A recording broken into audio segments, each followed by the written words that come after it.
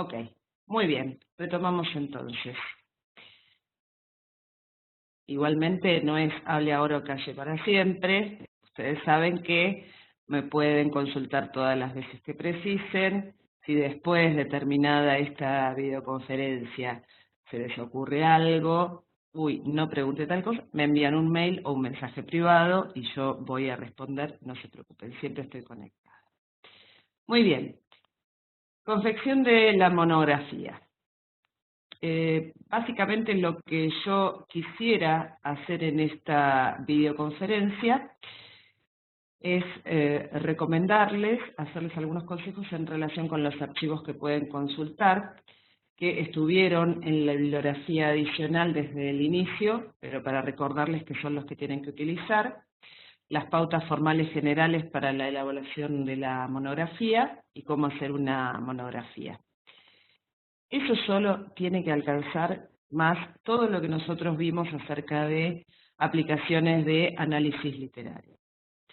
Por algún motivo, me doy cuenta de que resultan insuficientes en el momento en que se ponen a confeccionar esta tipografía. Además pasa que hay muchos que todavía deben literatura 1 y veo, porque hablo con los chicos, estuve en las mesas de examen, que tardan también bastante en presentar la monografía. La idea es que ustedes pudieran hacerla para presentarse en diciembre o en su defecto febrero o marzo. La recomendación es que intenten hacerlo así porque suele ocurrir que al alejarse uno de la cursada va perdiendo, le va trabajando el olvido, como dice Borges en el Aleph, pierde el contacto con el objetivo de la asignatura o esto que estuvimos viendo en las videoconferencias y se hace más cuesta arriba abordar la escritura de la monografía. Para justamente ayudar a este objetivo de que ustedes puedan escribir la monografía ahora o en enero y presentarse en febrero o marzo, es que propongo estos objetivos que van a ver ahora.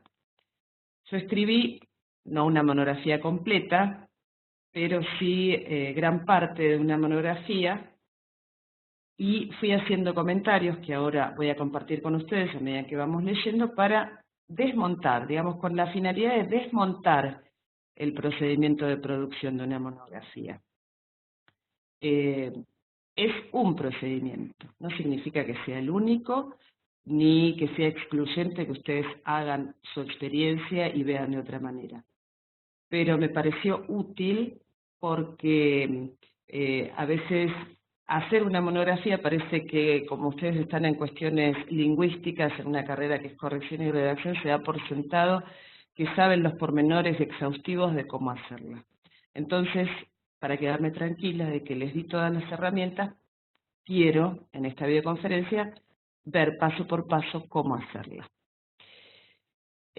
Por eso les pedí que releyeran esas 2 hojitas del túnel. Tomé el túnel primero porque es un clásico escolar, imagino que muchos de ustedes lo leyeron. Si no es así, no importa, o sea, es conocida la historia y con esas 2 primeras hojitas se va a entender a dónde apunto yo con la monografía. Entonces, a partir de esa novela, yo planteo 2 análisis de teoría literaria y de esa manera los guío en lo que ustedes podrían hacer para presentar su propia monografía, el propio análisis de la novela que elijan. Vieron que ya les estuve preguntando qué novela van a elegir y ya estuve anotando que es lo que están eligiendo porque les puedo ir sugiriendo qué puntas tomar, si bien ustedes tienen dentro del cuadernillo sugerencias temáticas, yo no soy muy amiga de tomar todas, me parece mejor ahondar, encuadrar, agarrar, tomar 2 o 3 puntas y desarrollar a partir de eso, y no más que eso. Bien, y a las 11 horas cerramos. ¿Estamos hasta acá? ¿Alguna consulta? Supongo que por ahí ustedes ya escribieron alguna monografía. Insisto con que este es un procedimiento, no significa que sea el único. No estamos en ciencias exactas, ¿no? Muy bien, todo ok, me dice Juan Carlos. Perfecto. Bueno, a ver, ¿se ve o está muy chiquito? Porque la otra opción que tengo es compartir mi pantalla. A ver si puedo hacerlo. Si comparto mi pantalla me parece que se va a ver un poco mejor. Como tengo algunos comentarios, ¿ven? Acá, esos salen, me parecen muy chiquitos. Así que voy a tratar de compartir pantalla.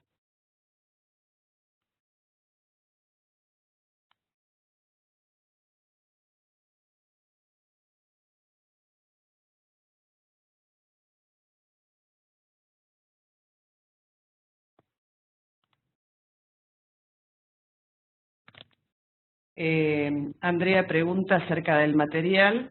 Yo después se lo subo. Los archivos de cómo hacer una monografía y pautas generales formales ya los tienen en la bibliografía adicional. Cuando terminamos esta videoconferencia, les subo este ejemplo de monografía en algún lugar del campus o en el mismo foro con el mensaje para que ustedes ya lo tengan. ¿Sí? Muy bien, ok. Perfecto.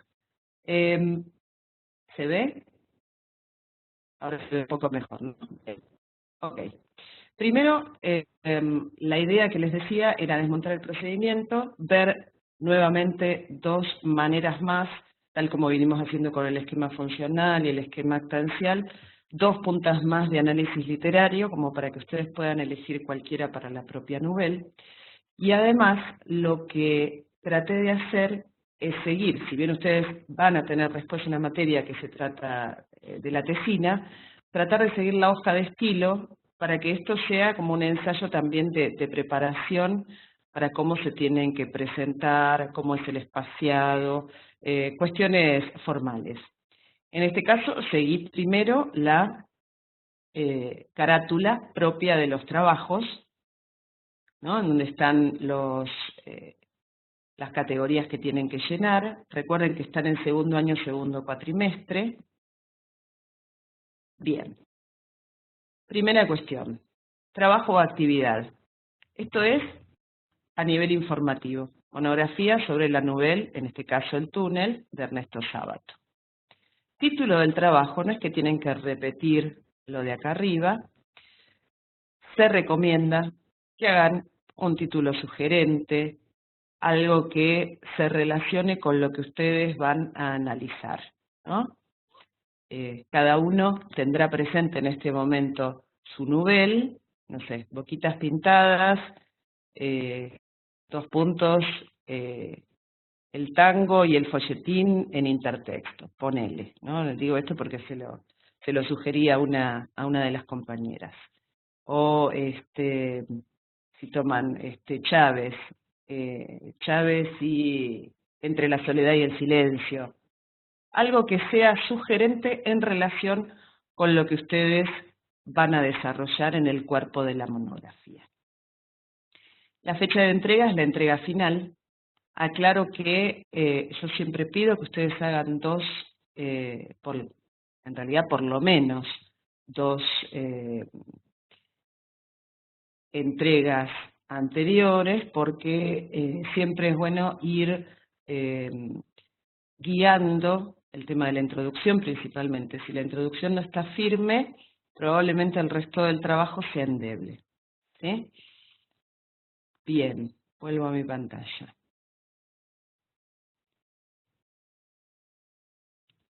Primera hoja es el índice. Yo acá arriba les pongo que se enumeran todas las páginas menos la portada. En la hoja de estilo dice que el índice tampoco. La verdad es que yo no supe cómo hacerlo. Ustedes, por lo pronto, no le pongan número a la portada. A partir del índice, si no se lo pueden sacar, está bien, pero cuentan para la contabilización de todas las páginas hasta el final. Es decir, la carátula es la 1, el índice es el 2, etcétera, etcétera. ¿Estamos? Índice. En general, es lo más fácil al principio de hacer tentativamente. Y sirve, tiene la utilidad de organizarse. No significa que después este sea el índice final, sino que a nosotros nos sirve en el momento de ir redactando la monografía, ver qué orden inicial había seguido. Después veremos si agregamos algunos de los ítems, en vez de datos externos van a ser 2, van a ser 3, van a ser 4, lo que ustedes quieran. Pero esto, el índice inicial, sirve para organizarse internamente. Después se prolijará a medida en que van avanzando con la monografía, agregarán cosas, sacarán otras, modificarán páginas. La recomendación es hacerlo al principio porque sirve para uno mismo, para la organización de uno mismo. Como esto, para que quede prolijo, hice lo de insertar tabla, ¿no? Con 2 y después van corriendo y acá ponen, ¿no? Lo que quieran y quieren poner otro más, ¿sí? ¿No? Y les queda ya la página. Acá se puede agregar uno, por ejemplo, que diga página arriba. Y después lo que hice fue, no sé si se ve acá,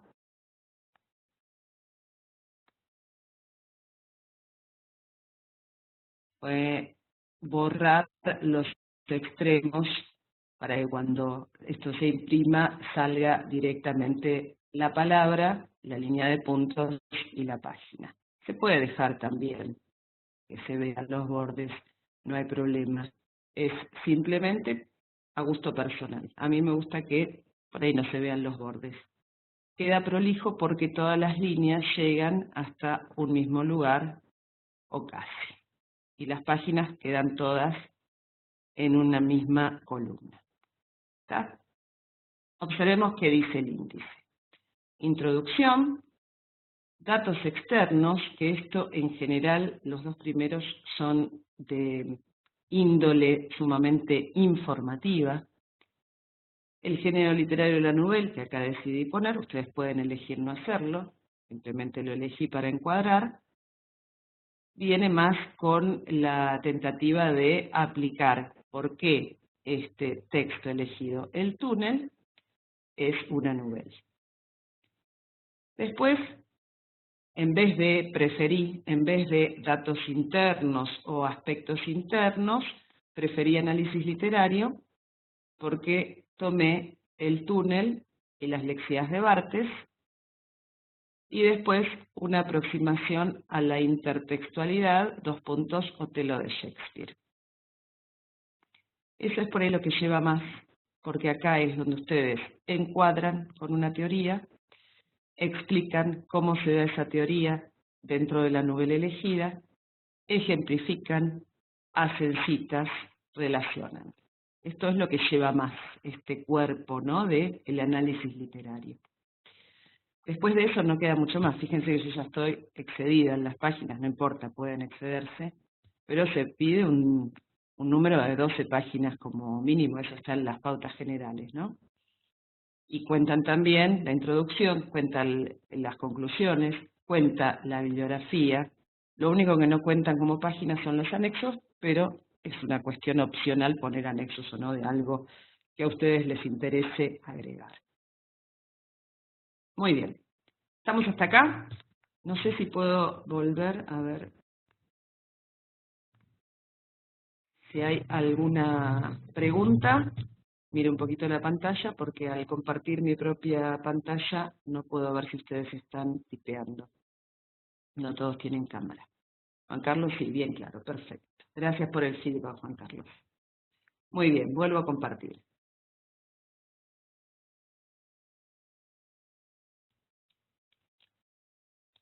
Acá empiezo con el orden en que fui poniendo el índice. Primero la introducción.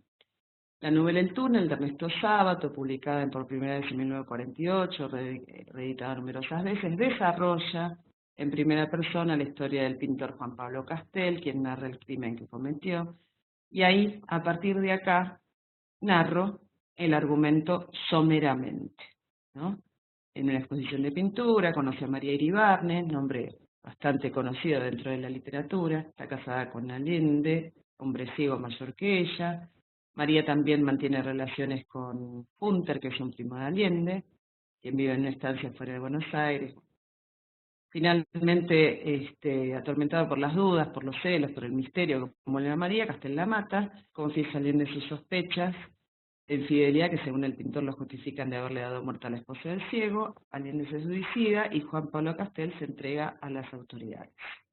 En la introducción entonces puse ¿de quién es la novela? ¿Cuándo fue publicada por primera vez? Una anotación en relación con el personaje principal y el narrador, y después el argumento.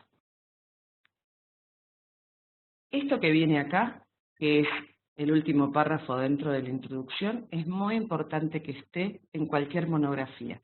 Fíjense qué dice.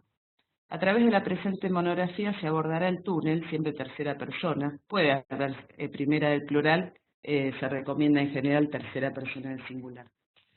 Se abordará el túnel desde diferentes perspectivas. Se comenzará con los datos externos, 2 puntos, una breve biografía del autor, los datos de su época y movimiento al que pertenece y la ascripción del texto al género de la novela. Luego se desarrollará un análisis literario de la novela. El propósito de este último es ingresar en el túnel desde 2 entradas, las lexidades de Barthes y el concepto de intertextualidad de Genet.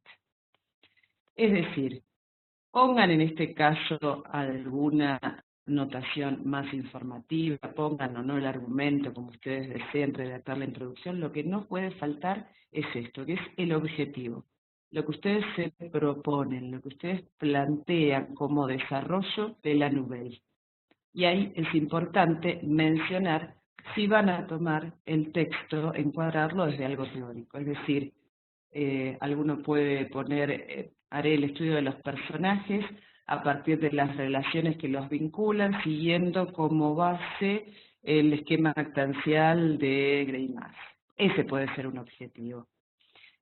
Puede ser, a partir del esquema funcional, observar los numerosos indicios que hay dentro de la novela sobre la soledad y la angustia existencial.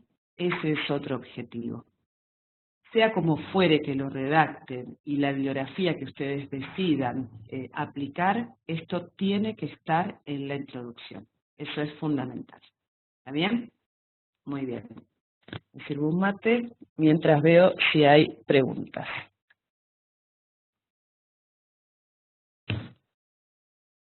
Perfecto. Silvina, muy bien.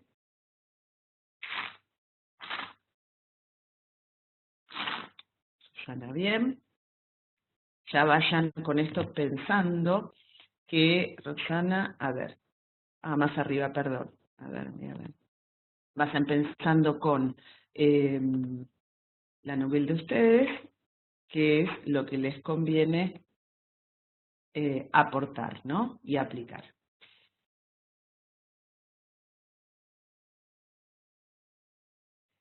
La de la carátula de la monografía, proveyeron. Bueno, mándamela y en el caso de que sea una carátula específica la pueden poner.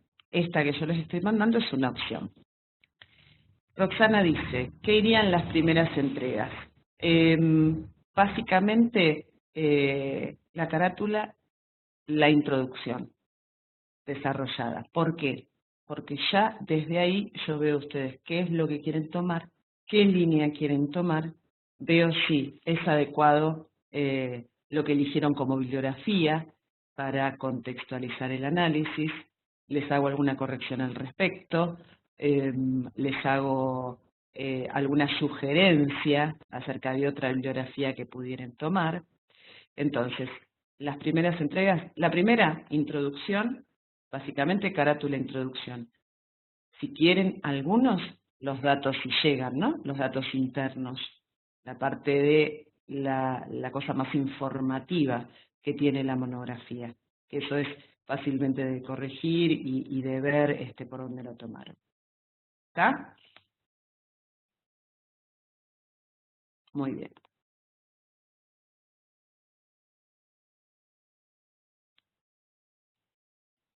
Sigo el orden en que más arriba estaba el índice.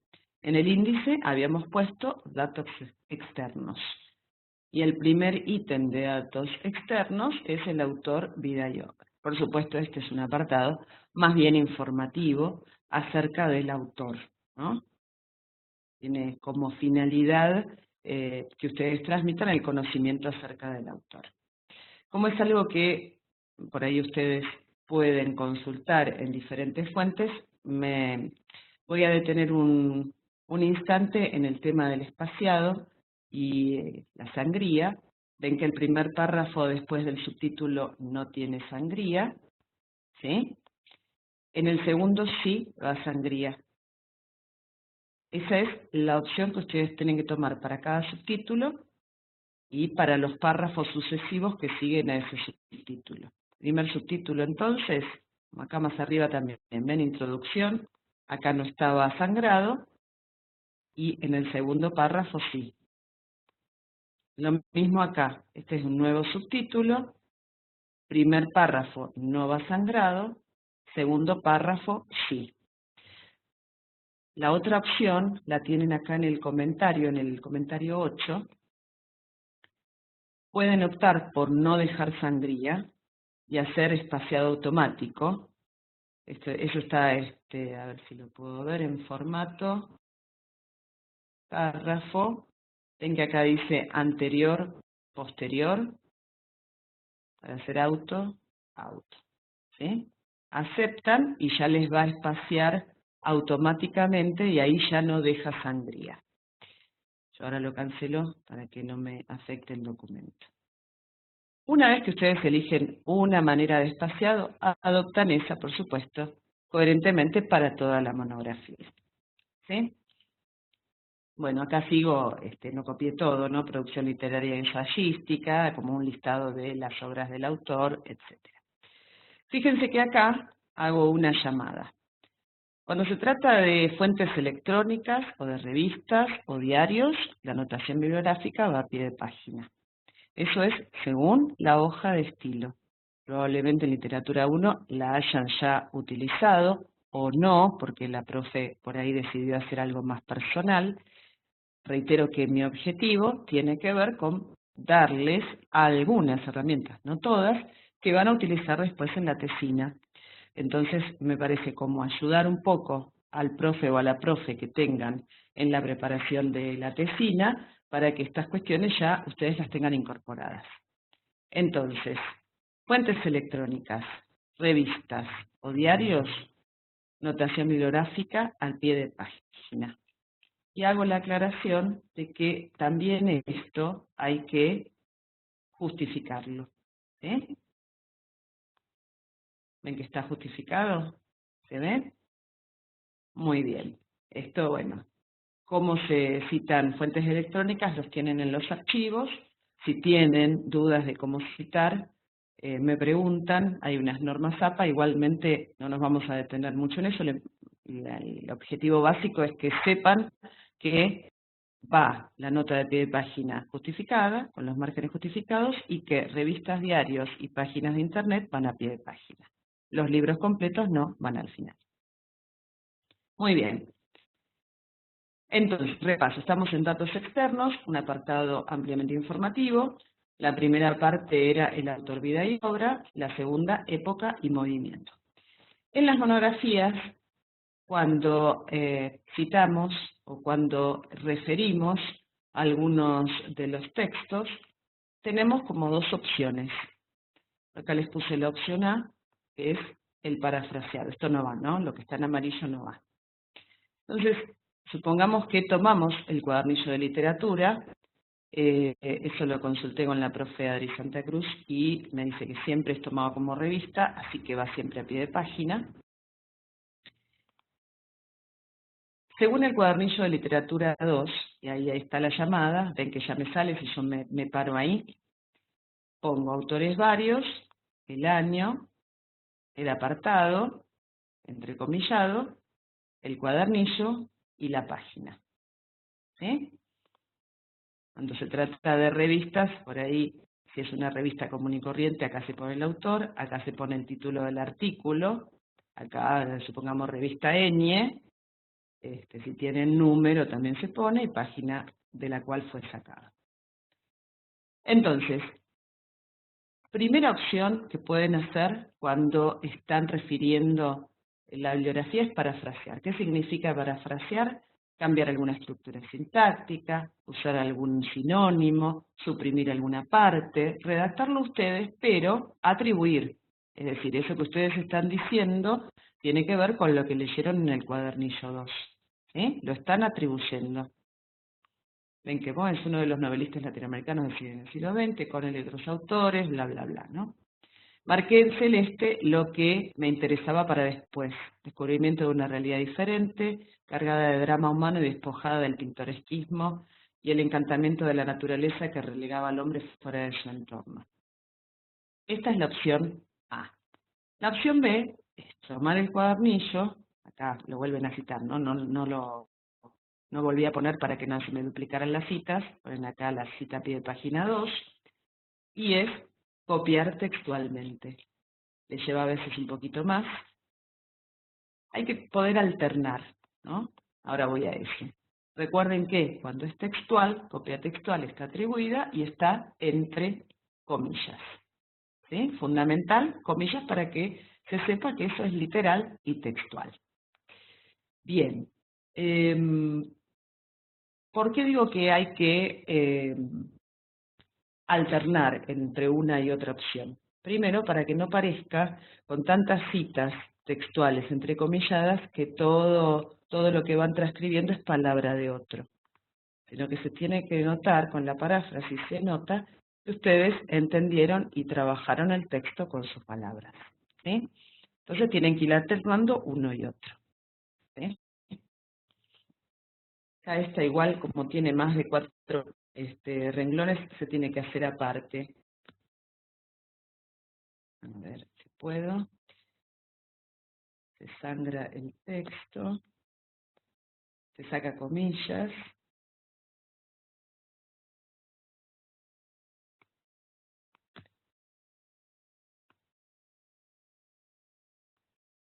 Y se corre la reglita hasta el 14. Acá también se corre, espero que me salga. No, aquí no está corriendo todo.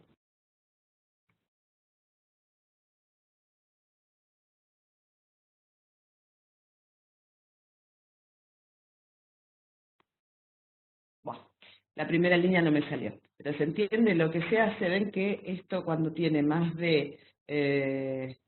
claro, bueno, sí, es que me parece que se me corría todo. Dicen zona de correr las dos, pero me parece que se me corría todo.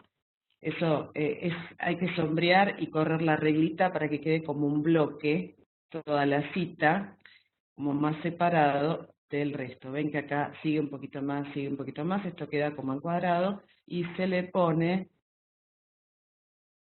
espérenme un poquito, se le pone una letra menor. Eso más abajo lo volví a hacer, acá me olvidé que son más de 4 líneas. Voy un segundo a las consultas.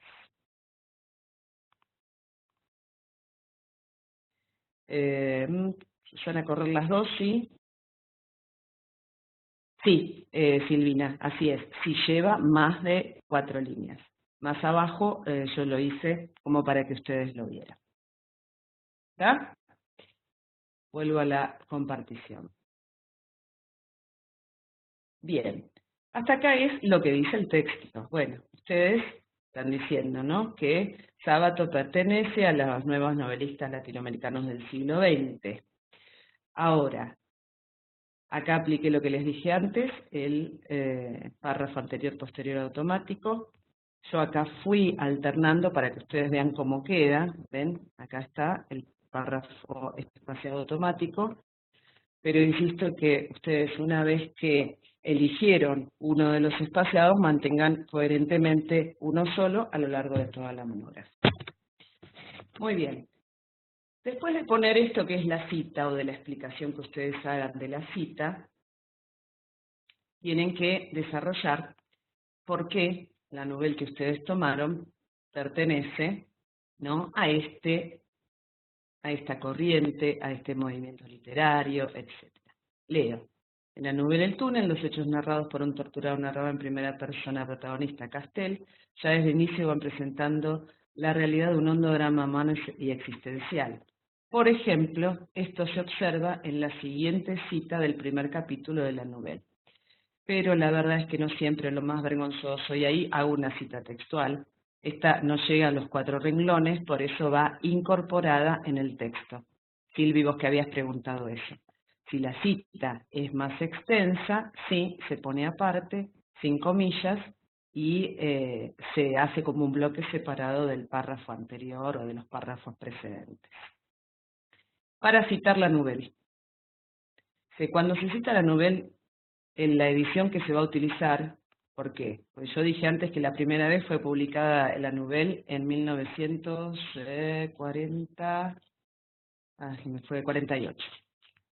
Pero acá estoy poniendo 1982, porque esa es la edición que yo voy a utilizar para este trabajo, y a veces las páginas no coinciden si no citamos la edición correspondiente.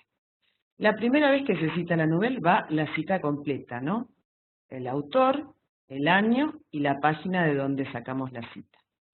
Pero después, cada vez que hablemos del túnel, cada vez que digamos en la novela dice tal cosa, solo va la página entre paréntesis. No hace falta poner a cada rato sábado 1982, ¿no? Siguen avanzando. Acá, en este párrafo, lo que hice fue hablar de una de las características, la realidad, ¿no? Porque decía, descubrimiento de una realidad diferente cargada de drama humano. Por otro lado, siguiente párrafo, el conector. Otra de las características utilizadas, arriba citadas, es la utilización de la primera persona y el uso del monólogo interior, ¿no? No sé si acá lo decía, pero acá por ahí faltaría porque yo la corté antes a la cita. También se observa en el túnel, ya que, ¿no?, el personaje protagonista utiliza permanentemente una especie de monólogo en que le habla a los lectores, bla, bla, bla, desarrollo, explico, punto. Eso se ve en la siguiente cita, ¿no? Hago la cita, si es extensa la separo del párrafo anterior y le pongo al final la página, ¿sí? Observen entonces el mecanismo. Primero se encuadra desde lo teórico o desde la cita de autoridad. Alguien reconocido, texto de autor, escribió, estudió, dijo algo sobre el tema. Después se aplica, paso 2, se aplica a la novela en cuestión. ¿Cómo? Señalan, explican dónde se ve lo teórico en la novela. Y, si se puede, se recomienda después, para terminar de ejemplificar o fundamentar, la cita textual de la novela donde ustedes encontraron la característica en cuestión. Este es un esquema básico, ¿no? A esto me refería con desmontar el procedimiento.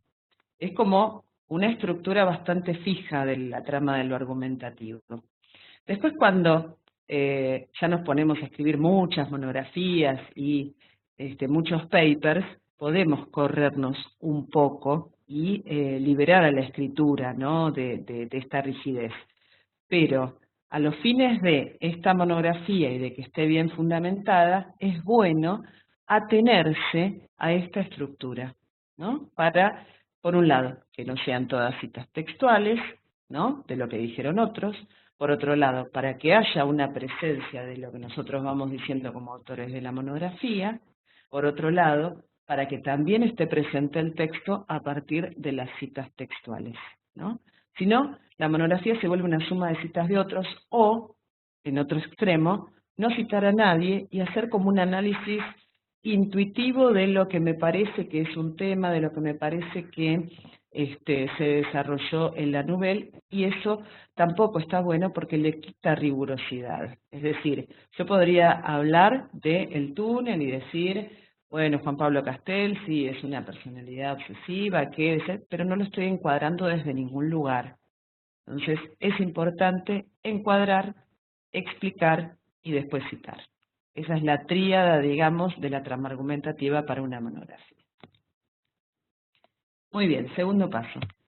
Chicos, probablemente no pueda hacer todo lo que estaba previsto para hoy porque son las 11 menos cuarto. Me voy a extender hasta las 11 y cuarto, les aviso ahora, si alguno necesita irse, la cortamos y volvemos el próximo sábado. Me parece importante, después incluso de la monografía del parcial, ver esto de la monografía, porque a ustedes les da tiempo de procesar esto que vimos y pensarlo en función de la propia novela. Digo porque ya se me está acabando el tiempo. Literatura. Sigo siempre el orden del índice. Se define a la novela como el género intermedio, por definición es una narración de menor extensión que una novela, bla, bla, bla. Acerca del género, el autor, Mario Benedetti, 1995, fíjense que pongo 1995, pero él lo escribió en 1953, es porque la edición que estoy utilizando es de 1995. Ustedes lo tienen en la anotación bibliográfica en el programa. Afirma que cuento no debe ser una novela corta ni una novela un cuento estirado. Destaca que la característica que parecería definir la novela es el proceso. A lo que es hecho, suceso, o al estado de ánimo, o al simple retrato que en el cuento aparecen a modo de instantánea, se les agrega en la novela su evolución. Benedetti define la novela como el género de la transformación y destaca que en la novela, a diferencia del cuento y de la novela, en los que este dato es fundamental, el resorte aparente de la trama puede estar al comienzo, al final o no existir. Por otro lado, Benedetti también afirma que la novela, mediante una conveniente preparación, actúa sobre el lector para provocarle una excitación progresiva de la curiosidad. Todo esto es paráfrasis de lo que dice Benedetti en el archivo que ustedes ya tienen, cuento, novela y novela. Es decir, ven como yo hice 2 párrafos parafraseando esto. Así que no es nada del otro mundo, porque es leer el texto, sacar lo que les parece fundamental en función de lo que quieren poner y ubicarlo en este sector de la monografía. Esto es, nuevamente, lo que vimos acá, es el encuadre teórico. Entonces, siguiente párrafo. Siguiendo estas características y teniendo en cuenta que el túnel tiene menos de 140 páginas, aunque este número varíe un poco de acuerdo con las ediciones, puede ser ubicada dentro de esta clasificación. Por otro lado, y de acuerdo con lo afirmado por Benedetti en cuanto al proceso que se desarrolla, el túnel despliega un proceso de bla, bla, bla, bla, bla, en el que Juan Pablo Clascastel, bla, bla, bla, no desarrollé todo, disculpen, pero si no, tenía que hacer muy extensa esta parte y solamente lo hice en esta semana. Esto último puede ser ejemplificado con la siguiente cita. Acá les decía esto de, con las citas de 4 más líneas se utiliza el sangrado y separado del texto principal. Ven que está diferente de este párrafo. Y en letra más chica, es decir, si uno viene trabajando con 12, se hacen 11. Si uno viene trabajando con 11, se hacen 10, ¿no? Interlineado también va sencillo, porque me parece que arriba no lo dejé sencillo. El interlineado, cuando hacemos la cita, es interlineado sencillo. Ven que se achica, queda como un bloquecito. Muy bien. Si hay más características de la novela que quieren aplicar, siempre hacen el mismo procedimiento. Primero, refieren cuál es la característica que dice fulano mengano, en este caso tomé yo a Benedetti, explico cómo se da en la novela que estoy trabajando, que es el túnel, y después ejemplifico. ¿Sí? Muy bien, acá me quedo, que fui sacando citas.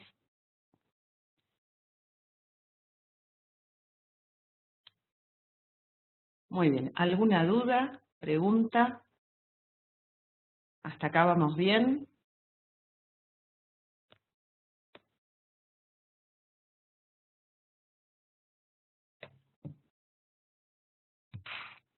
Bien, sí, es importante el procesamiento, Roxana. Es un mecanismo, un método para abordar una novela.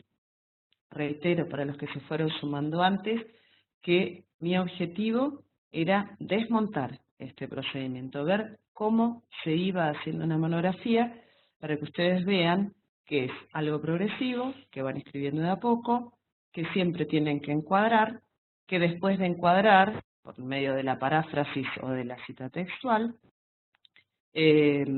Después de eso se explica cómo se da en la Nouvelle y se ejemplifica con la cita. ¿Sí?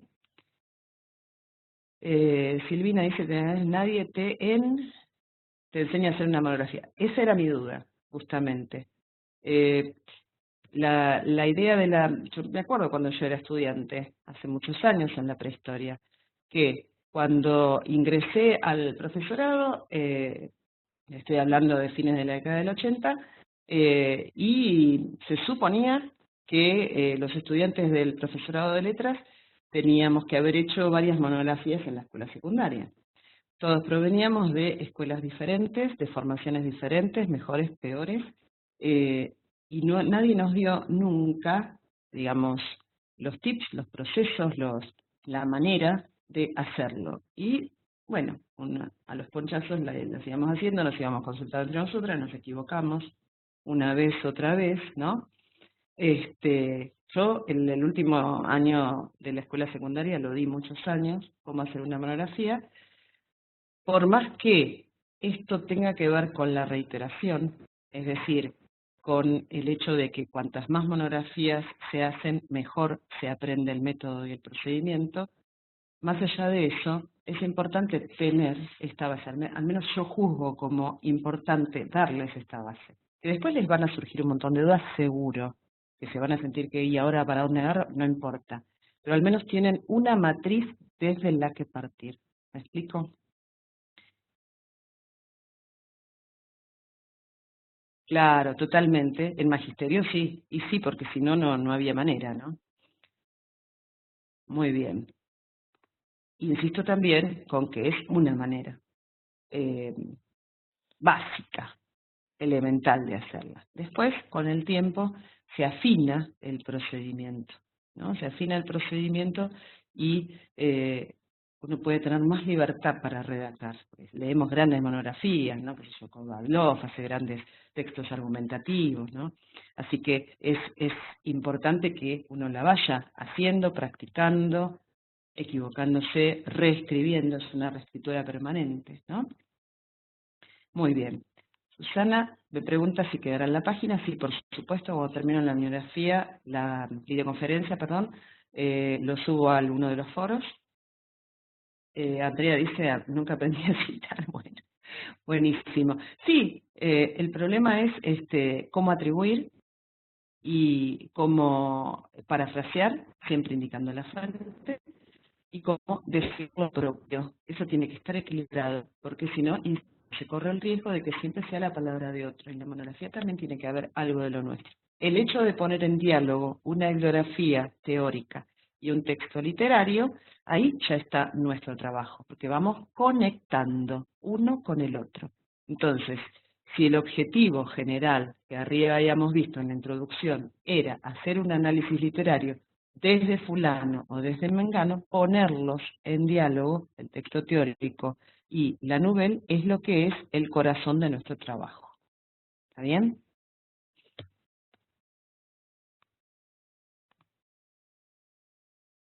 Muy bien.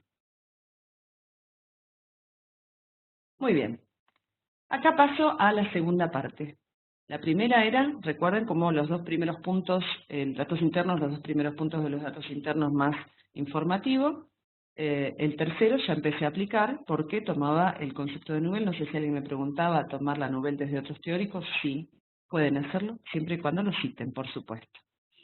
Ahora arranco con el análisis literario, ¿sí? ¿Cuál es mi objetivo personal en esta videoconferencia para este sector? Es acercarles más herramientas. Ya vimos el esquema funcional, ya vimos el esquema actancial. Les expongo dos aspectos más como para tener en cuenta y que ustedes tengan como herramientas para ver. La primera son las lexías de Barthes. Entonces mi subtítulo es El túnel y las lexías de Barthes. En su obra SZ, 1970, en que pongo título en itálica, al lado el año.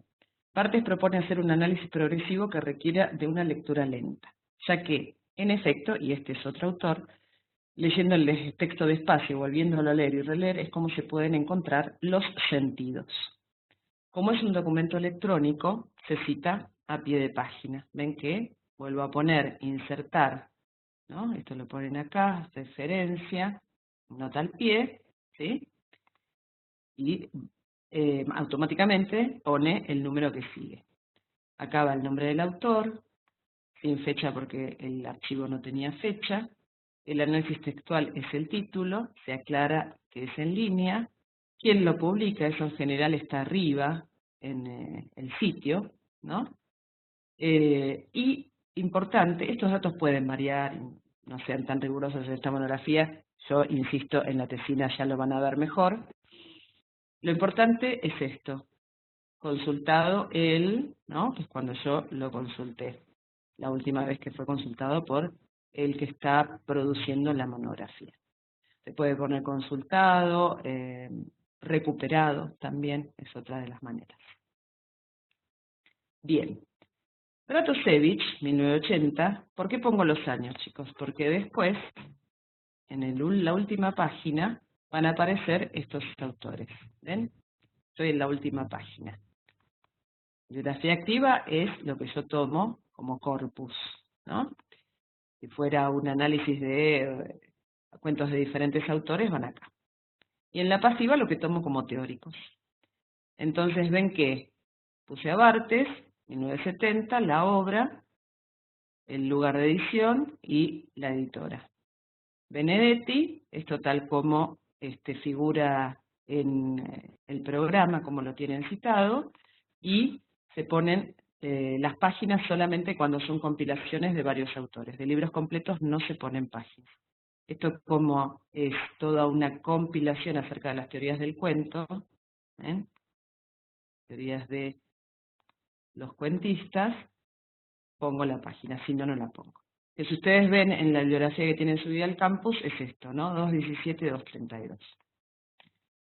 Bratusevich, Métodos de análisis literario aplicados a textos hispánicos, volumen 2, Buenos Aires Hachette.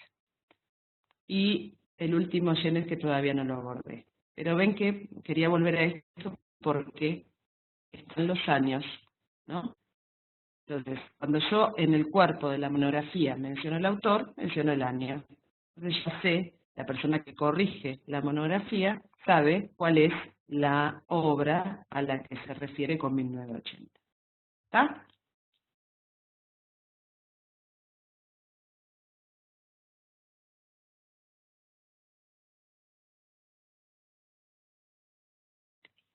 Vuelvo a lo que estaba diciendo. No. Muy bien. 1980 destaca que el Barthes de la década de los 70 ve el texto como dispersión de códigos, no como un producto acabado y cerrado. Esto tiene que ver con el esquema funcional, ¿no? A ver, acá me pregunta, detengo la compartición un minuto. Alejandra pregunta,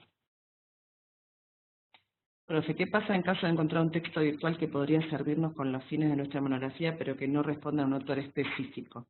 Hay una manera de citar cuando no tiene autor, después se los paso, esperen que me voy a anotar eso en un Word, así después me acuerdo de mandárselo, citar una página sin autor. Yo después mando, hay una manera de hacerlo, así que después se los paso. En general se siguen las normas APA, ¿no? Yo lo que estuve coordinando con Adri Santa Cruz es que toman las normas APA, así que si cualquiera las conoce, cualquiera de ustedes las conoce a esas normas, se saca de ahí en general la información, pero después se los especifico. Paula había dicho, ¿nos podrías recomendar algunos sitios de los cuales podríamos tomar información? Sí, va a depender en función de la monografía que ustedes tengan. De todas maneras, si ustedes quieren tomar alguna bibliografía o yo les recomiendo alguna, muchas yo ya las tengo bajada y citada convenientemente. Cosa de que ustedes puedan encontrar de sitios más bien seguros o recomendables. Las normas APA, Roxana, son unas normas de la Asociación Psicoanalítica Americana, que son las que se toman como base para la citación de libros, de documentos, de artículos de revista. En Internet figuran un montón de sitios donde se pueden bajar las normas APA. Pero como esto es solo un ensayo, no se vuelvan locos. En las pautas generales de monografía ustedes tienen algunas pautas básicas. Después, el año que viene, cuando hagan la tesina, pueden ahondar más en estas normas. Pero en el archivo, insisto, de cómo las pautas generales formales para presentar una monografía lo tienen y cómo hacer una monografía también, ¿sí? Si no está esto de cómo hacer para citar un texto virtual que no tiene autor, yo se los escribo y se los paso. Muy bien. Vuelvo a compartir. El Barthes de antes de los 70 era el Barthes del esquema funcional, ¿no? Que veía las 4 puntas, ¿no? De los núcleos narrativos, de los indicios, de las catálisis y de los informantes. Era como un método básico como para analizar todas las obras. A partir de la década de los 70, Barthes cambia un poco, amplía su mirada y habla del texto como una avenida de sentidos, ¿no? Acá pongo la página. Transtextual e inagotable. El procedimiento, más que método, según Matrosevich 1980, consiste en desmontar el texto en lexías, que son cortes, tramos del discurso. Fíjense que acá hago una llamada a pie de página para aclarar. La palabra lexía la toma un verbo griego lego, lexo, recoger, decir, lexis, discurso, frase. Es algo que no voy a aclarar acá, ¿sí? Acá sí aclaro que son cortes, tramos del discurso, ¿no? A diferencia de el método tradicional o de la retórica clásica que planteaba como ya hemos visto, que es otro método válido, introducción, nudo y desenlace. Bueno, Barthes, ¿qué plantea? No, hacer tramos cortos, para que todos esos tramos puedan ser vinculados con otros tramos. La extensión de cada una de las lexías puede ser variable. Lo importante que dice Barthes que va a comprender una palabra o una frase, o el mejor espacio donde se puedan observar los sentidos. Y lo que hace es inventariar de acuerdo con 6 códigos cada una de esas lexías. Empieza por el básico, que es el de las acciones, código de las acciones o de la narración, o el nombre que utiliza es proairético, acción narrativa y comportamientos de los personajes. Código de los enigmas. Yo creo haber hablado en las videoconferencias anteriores de este código. Lo había mencionado como al pasar, como para que ustedes esto ya les suene de algún lado. Y es el que justamente se centra en distinguir, en formular, en decir cuál es el enigma, uno o varios. Es decir, el develamiento de una verdad, según Bratusevich. A menudo los términos del enigma faltarán, se repetirán, se dilatará el descifrado, porque hay un bloqueo, porque se engaña a alguien, porque hay un equívoco, porque no se responde lo que hay que responder. Otro de los códigos es el cultural. Este es muy rico, ¿no? Saberes de una ciencia o un conocimiento, ¿no? Físico, médico, fisiológico, literario, histórico. Sería imposible de inventariar porque son todos aspectos de la cultura. El código de referencias en el análisis que hice. El código sémico son las unidades mínimas de connotación. El sema es el punto de partida, donde connotan los sentidos, básicamente los pequeños temas, ¿no? Que van apareciendo en cualquier novela, en cualquier cuento. Por ejemplo, la riqueza, la feminidad, la fascinación, la belleza interior, lo monstruoso, fuera de la naturaleza, el exceso, el rapto, la declaración amorosa, la ruptura, la infidelidad, ¿no? Se van marcando esos pequeños temas. Como nosotros sabemos lo que es el tema, en realidad es sema, que es la unidad mínima, es una unidad muy chiquita de significación o de connotación. El código simbólico tiene más que ver con las figuras del discurso, ¿no? La arquitectura simbólica del lenguaje. Si hay metáforas, si hay antítesis, contradicciones, metonimia, acá les explico qué es, porque a Barthes le gusta mucho el tema de la metonimia. Y el último código es el código de la comunicación o la destinación, ¿no? La circulación de mensajes entre narrador y narratario, ¿no? Cuando el narrador dice, estimado lector, ustedes me escucharán, el que pueda leerme, ¿sí? Todo eso tiene que ver con el código comunicativo. Bien, detengo un segundo. ¿Están mareados? Repaso lo que vimos hasta ahora. Hasta ahora estuve viendo cuál es la estructura básica de la monografía que tienen que presentar. Estuvimos viendo cómo hacer el índice. Estuvimos viendo cómo es la introducción que tiene que tener y resaltando que tiene que estar el objetivo del trabajo. No puede faltar este último párrafo.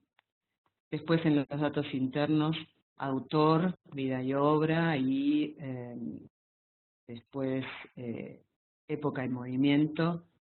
Son apartados más bien informativos. Después puse el tema de la nouvelle, cómo se justifica el género nouvelle en la novela elegida. Y después pasé al análisis literario, en el cual les estoy dando un método más para sumar al esquema funcional, el esquema estancial, que tiene que ver con las lexías de Barthes. Explico qué es teóricamente, no solamente por Barthes, sino por Bratošević, que lo tomó. Explico qué es una lexía y cómo esas lexías se pueden inventariar a través de 6 códigos. Susana me pregunta, ¿hay que usar los 6 códigos? Eso voy a aclarar más adelante. Él, NSZ, es decir, él, cuando digo él es Barthes, hace un análisis que le llevó 2 años de Sarracín. El texto es un placer de leer, es sobre un relato largo que es muy representativo del siglo XIX y va haciendo todo un desmonte de cada lexía y haciendo comentarios que son maravillosos. Por supuesto a mí no me salió tan bien, ni pretendo que me haya salido así porque es simplemente a los fines de un ejemplo y tampoco que a ustedes les salga con esa riqueza que él ve en cuanto a los sentidos. Esto es solo un ejemplo. Después justamente voy a decir que lo que pueden hacer en la nouvelle es tomar solo 2 códigos, es decir, el de las acciones, para decir de cómo se van encadenando los hechos, el de los enigmas, que en general el enigma se plantea en el inicio, y el de los temas, ¿no? El del código sémico, porque es muy exhaustivo tomarlo desde todos los códigos. Es imposible, es un trabajo que excedería los fines de esta monografía, de que tiene como base las 12 páginas y como máximo las 15. Así que yo lo que voy a hacer a continuación es aplicar estos códigos, estas lexías, al análisis del túnel. Bien, a los fines prácticos. ¿Nos podría subir material sobre este? Quédense tranquilos que esto, la monografía que yo hice de ejemplo, va para ustedes en el campus. Bien. Vuelvo al chat un minuto. Ok. Es un poco tarde y la verdad es que no me quiero apurar y quiero que procese esta información que vimos hasta hoy. Y quisiera además que esto no los asuste. No es esto el fin, sino clarificar. Y además, ahora puede parecer inabordable lo de hacer 12 páginas de una novela. Cuando empiezan a escribir y cuando empiezan a ver desde qué bibliografía, el panorama se descomprime muchísimo, ¿sí? Así que la idea por ahí es terminar ahora acá. Si quieren nos volvemos a encontrar el próximo sábado, ustedes me dirán disponibilidad para ver cómo apliqué las lexías de Barthes y cómo hice lo de la intertextualidad. Yo de todas maneras ya se los voy subiendo al foro para que ustedes vean y lo que vayamos leyendo ya les quede de una manera que ustedes también puedan hacerme preguntas y pensar las preguntas. Como mañana es el tema del parcial y tienen el parcial, quisiera parar acá para no abrumarlos. Espero no haberlos hecho hasta ahora, haber hecho eso hasta ahora. Pero también tiene que ver con el procesamiento de una información. A veces cuando doy clases presenciales digo, bueno, hasta acá, no se asusten, no pidan socorro, dejen que esto decante, procese y mañana lo vuelven a ver. ¿Les parece de volvernos a juntar o el sábado próximo o el otro? Si ustedes están de acuerdo, vayan diciéndome en el chat.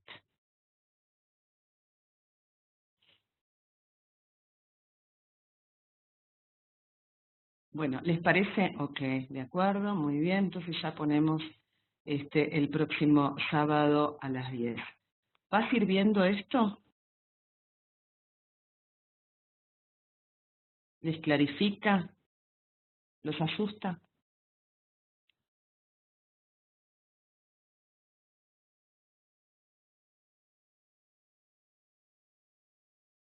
Buenísimo. Bueno, Nati, me alegro que no sea, al contrario, no era mi intención abrumarlos, ¿no? Pensé igualmente que una hora y pico me iba a servir, pero entiendo los tiempos y soy muy de acompasar con los tiempos de ustedes, así que no tengo problema en volver a conectarme el sábado próximo. Juan Carlos dice lo último, ¿qué?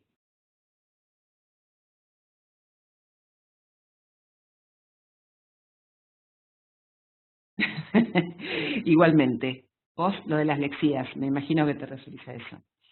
Es es una manera, vos podés no tomar en tu nivel eso, vos preferís hacer a partir del esquema, creo que estabas vos con ceremonia, ¿no? Me habías dicho, vos preferís tomar el tema de eh, los personajes y el esquema actoral y lo podés hacer, no hay ningún problema, o sea, esto es un aspecto más, ¿no?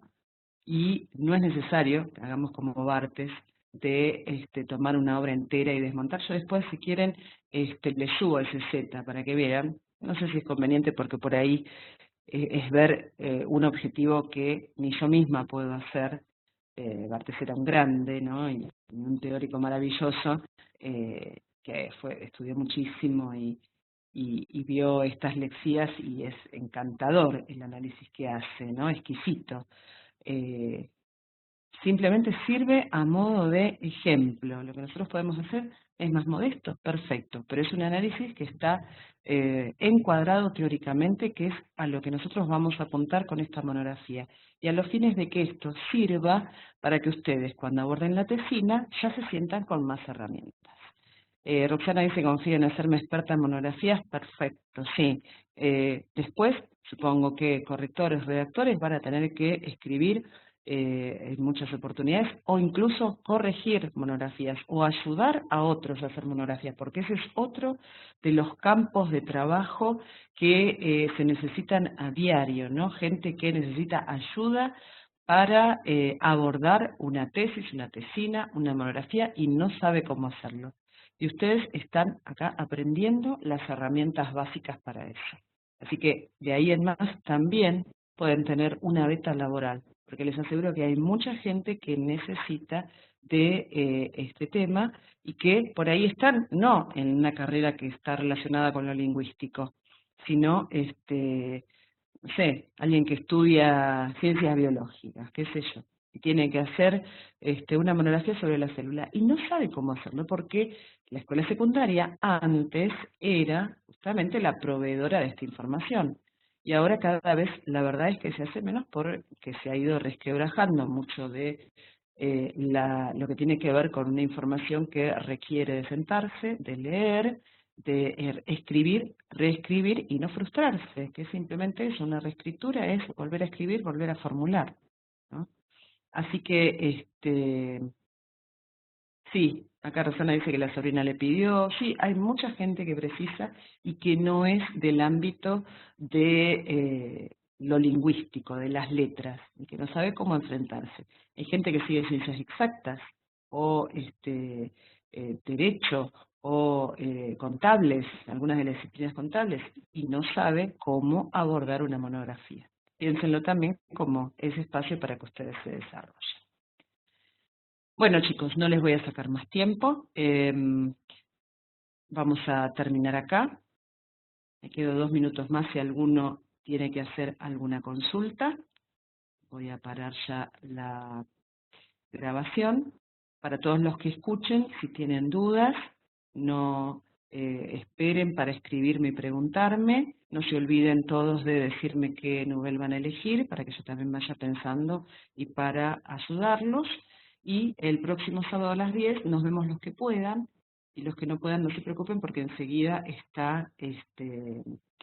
enseguida va a estar la videoconferencia. Bueno, ok. Sí, no se preocupen que el parcial va a estar en tiempo y forma. Buenas votaciones para mañana, que todo sea en paz.